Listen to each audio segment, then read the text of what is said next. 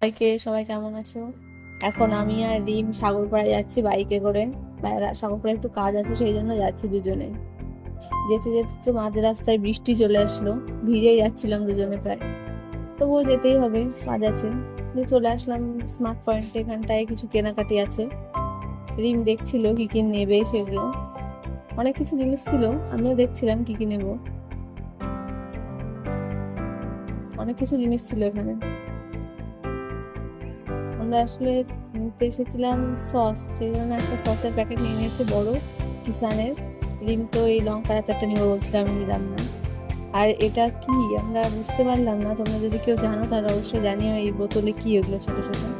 এখানে কত চকলেট দেখো, আমার তো খুব নিতে ইচ্ছে করছিল, কিন্তু একটা নেওয়া হয়নি। তারপরে বাড়ির জন্য বেরিয়ে পড়েছে আবার। বাড়িতে আসছিলাম দুজনে, বাড়িতে চলে আসলাম। এটা আমাদের বাড়ি। তো তারপরে ও শাটারটা তুলে